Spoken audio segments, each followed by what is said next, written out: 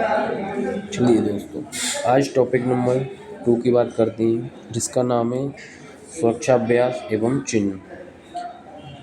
तो इसको करने का क्या उद्देश्य रहने वाला है? इसका उद्देश्य रहेगा कि दुर्घटना क्या होती है, साधारणतः उसका कारण बताना, सुरक्षा एटीट्यूड का उल्लेख और सुरक्षा चिन्हों की 4 बेसिक सूचियाँ रहेंगी कि 4 प्रमुख श्रेणियाँ आपकी क्या-क्या रहने वाली हैं।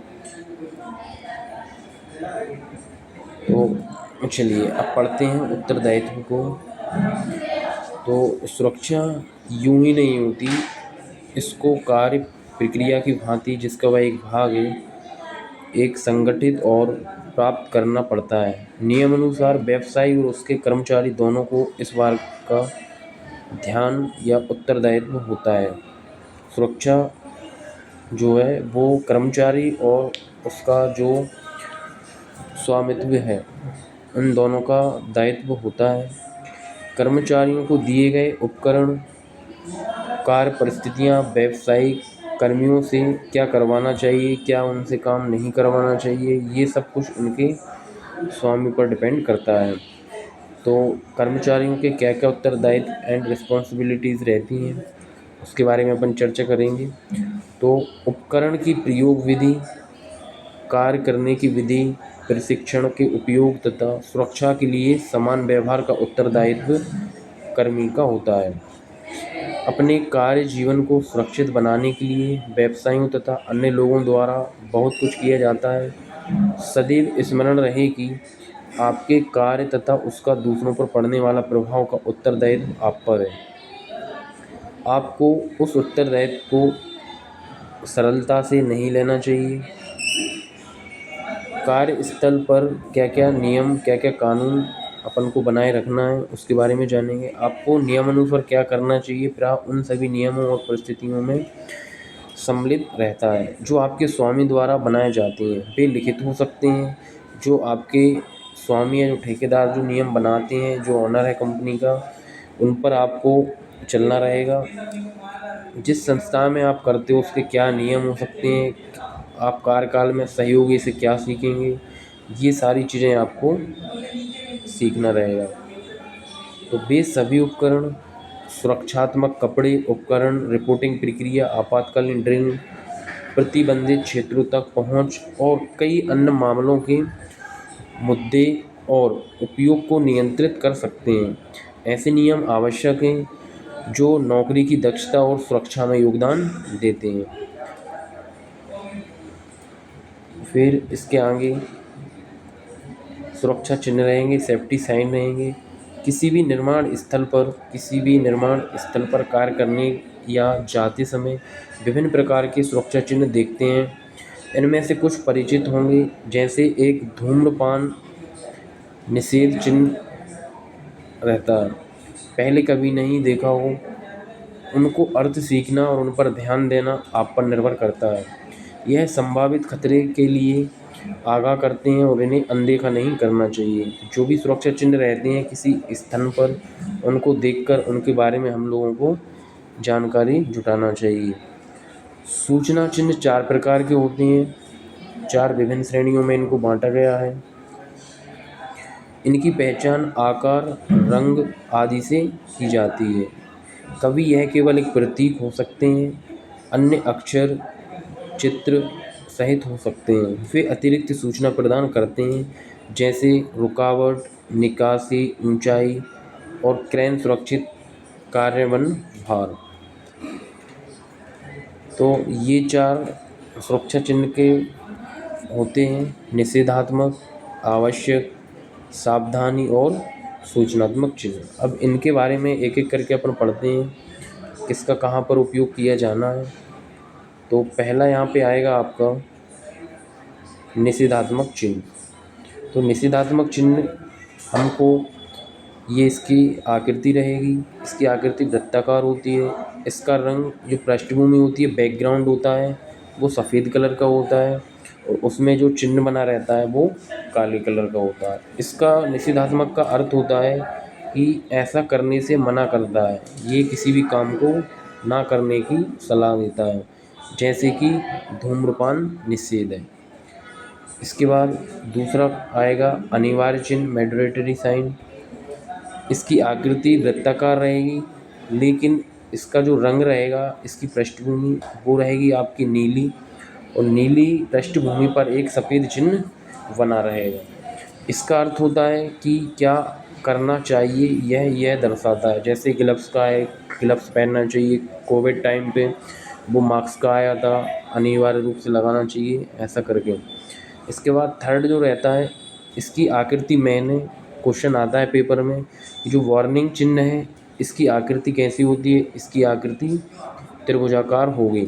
इसके बाद इसके बॉर्डर का रंग कैसा होगा, इसके बॉर्डर का जो रंग रहेगा, पृष्ठभूमि बॉर्डर काले रंग का रहेगा, पृष्ठभूमि इसकी नीले रंग की रहने वाली है। ये चिन्ह दर्शाता क्या है, ये दर्शाता है संकट अथवा भय, कोई हैज़र्ड या कोई खतरा ये दर्शाता है। जैसे आपको विद्युत आघात का भय। इसके बाद चौथा आएगा आपका सुरक्षा चिन्ह आएगा, सूचना। ये फिगर नंबर 4 में इस टाइप का बना रहता है। इसकी आकृति वर्गाकार हो गई। आपको क्वेश्चन पेपर में पूछते हैं कि सूचनात्मक चिन्ह की आकृति कैसी होती है, या तो वर्गाकार रहेगी या रहने वाली वो आयताकार।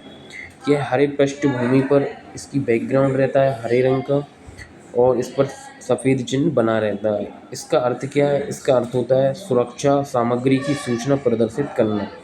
जैसे एक डॉक्टरी चिन्ह प्राथमिक चिकित्सा को दर्शाता है। ये चारों चिन्ह रहेंगे। ये कुछ निषेधात्मक चिन्ह के और एग्जाम्पल दिए हुए हैं, smoking and neck flame, do not extension with water. ये 8 से 10 इनके जस्ट एग्जाम्पल दिए हुए हैं। ये आवश्यक चिन्ह के दिए हैं, wear head protection, wear eyes protection, wear hearing protection ना, इस टाइप में।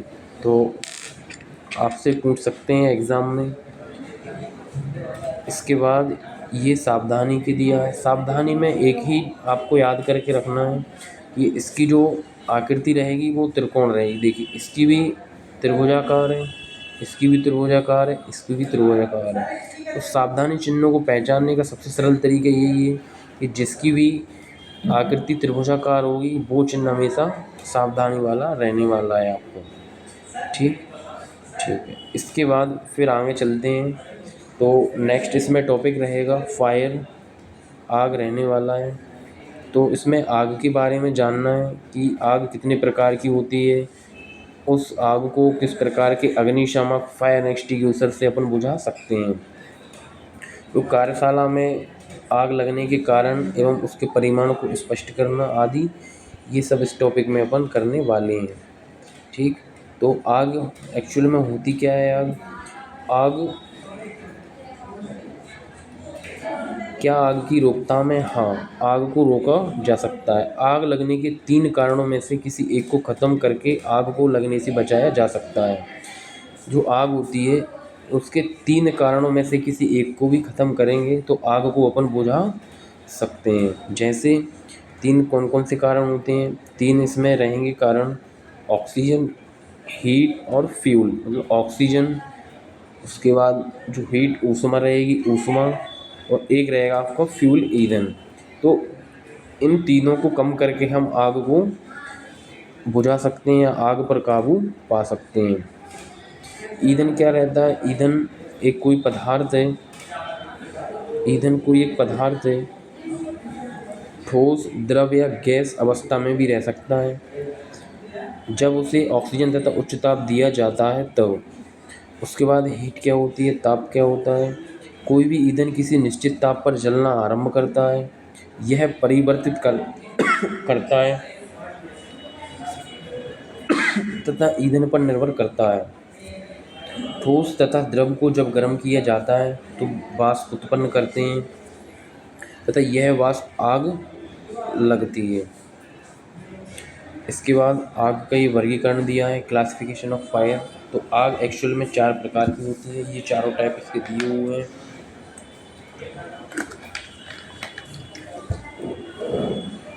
पहला है, आग को एक्चुअल में 4 श्रेणियों में बांटा गया है। Type A, type B, type C और टाइप डी। तो ये टाइप 1 है। टाइप 1 आएगा क्लास ए। तो इसमें क्लास ए में किस किस से आग लग सकती है? वुड मीन्स लकड़ी, क्लॉथ कपड़े या पेपर से, इन तीनों से लगी आग को श्रेणी ए प्रकार की आग में रखते हैं। इस प्रकार की आग कैसे बुझा सकते हैं? सबसे प्रभावी जैसे पानी से ठंडा करना या पानी की फुहार के द्वारा इस टाइप की आग को बुझा सकते हैं। इसके बाद टाइप बी आएगा। बी प्रकार की आग लिक्विड से लगती है। ज्वलनशील पदार्थ जो रहते हैं उन लिक्विड से लगी आग को इसमें रखा जाता है, जैसे डीजल हुआ, पेट्रोल हुआ, इन सभी से। ठीक, इसको कैसे बुझा सकते हैं? इसको बुझाने के लिए आग पर सूखा पाउडर या फिर CO2 गैस का उपयोग करके इसको बुझा सकते हैं। कभी भी गैस या डीजल से अगर आग लगी हुई है तो उस पर कभी भी पानी नहीं डालना चाहिए, पानी से नहीं बुझाना चाहिए। ये बी टाइप का हो गया। बी टाइप किस किस से लगेगी? डीजल और पेट्रोल आदि पदार्थों से आग लगती है। इसको अपन श्रेणी नंबर बी में रखते हैं। इसके बाद फिर टाइप सी आएगा। टाइप सी में रखते हैं गैसेस आदि से लगी हुई आग को, जैसे LPG हुआ, CNG हुआ, इन सारी चीज़ों से लगी आग को श्रेणी सी के अंतर्गत अपन रखते हैं। तो इन गैसों से लगी आग बहुत ज़्यादा खतरनाक होती है और विस्फोट भी हो सकता है। यदि सिलेंडर आग वगैरह में आग लगती है तो ये बहुत ज़्यादा हानिकारक भी हो सकता है। तो गैसेस आदि से लगी आग को बुझाने के लिए सूखे चूर्ण का उपयोग करना चाहिए। इसी प्रकार लास्ट टाइप रहेगा आपका डी।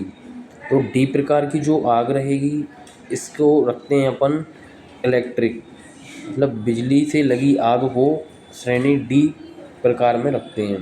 तो ये मोस्ट IMP है और ये एग्ज़ाम में पूछते हैं कि बिजली से लगी आग को किस कैटेगरी में रखा गया है, तो वो कैटेगरी है डी कैटेगरी में। और बिजली से लगी आग को किससे बुझाते हैं? तो जब भी बिजली से लगी आग हो, विद्युत उपकरणों में आग, हैलोन, कार्बन डाइऑक्साइड, सूखा पाउडर और बाष्पीकरण, इससे निपटने के लिए तरल CTC से, बिजली से लगी आग को बुझाने के लिए CTC का प्रयोग करते हैं। CTC का फुल फॉर्म है कार्बन टेट्रा क्लोराइड। तो CTC का पूरा नाम भी यहाँ पे पूछ लेते हैं कि CTC का पूरा नाम क्या है? C for carbon, C for tetra, C for chloride. तो ये चारों आग के प्रकार हो जाएंगे, श्रेणी ए, श्रेणी बी, श्रेणी सी और श्रेणी डी। क्वेश्चन बनता है कि आग को कितने श्रेणियों में, कितने कैटेगरी में, कितने टाइप में बांटा गया है? तो 4 टाइप में बांटा गया है। श्रेणी ए में क्या क्या आएगा? श्रेणी ए के अंतर्गत आएगा आपकी लकड़ी से लगी आग, कपड़ों से लगी आग, पेपर से लगी आग, इनको कैटेगरी ए में रखा गया है। तो इनको बुझाने के लिए साधारणतः ठंडे जल या पानी की फुहार का प्रयोग अपन करते हैं। इसी के साथ फिर कैटेगरी बी आएगा। कैटेगरी बी में रखते हैं ज्वलनशील लिक्विड, जो भी ज्वलनशील पदार्थ होते हैं उनको कैटेगरी बी में रखते हैं और इनको बुझाने के लिए ड्राई पाउडर या सूखा पाउडर का उपयोग अपन करते हैं। कभी भी लिक्विड्स में आग लगी है, डीजल पेट्रोल में, तो उस पर कभी भी पानी नहीं डालना चाहिए। उसके बाद कैटेगरी नंबर सी आती है। सी रहेगा गैसेस से लगी आग। गैस से लगी आग को सूखे चूर्ण या ड्राई पाउडर से ही अपन बुझा सकते हैं। इसके बाद कैटेगरी नंबर आएगा आपका डी। तो कैटेगरी डी मोस्ट IMP है। पूछते हैं आपसे कि बिजली से लगी आग को किस कैटेगरी में रखा गया है? तो बिजली से लगी आग को कैटेगरी डी में रखा हुआ है। पूछते हैं बिजली से लगी आग को किस प्रकार के फायर एक्सटिंग्विशर से बुझा सकते हैं? तो आप CTC से उसको बुझा सकते हैं। तो ये आपका टॉपिक कंप्लीट होता है फायर वाला। उसके बाद दोस्तों कई प्रकार के अग्निशामक है। अच्छा, अग्निशामक फायर एक्सटिंग्विशर है। आग बुझाने का जो यंत्र रहता है उसको फायर एक्सटिंग्विशर बोलते हैं। आग बुझाने वाले यंत्र को फायर एक्सटिंग्विशर बोलेंगे। जो आग बुझाता है उसको क्या बोलेंगे? फायर एक्सटिंग्विशर बोलने वाले हैं। तो आग बुझाने के लिए 2 विधियाँ मुख्यतः प्रयोग में अपन लेते हैं। एक तो रहेगा गैस कैटराइट टाइप, दूसरा स्टोरेड प्रेशर टाइप। आग जो बुझाएंगी उसको ऑपरेशन की दो विधियां रहती हैं। पहली विधि रहेगी उसमें से गैस कॉटेज टाइप, दूसरा रहेगा आपका स्टोर्ड प्रेशर टाइप। ये दो विधियों के द्वारा आग को बुझाया जा सकता है।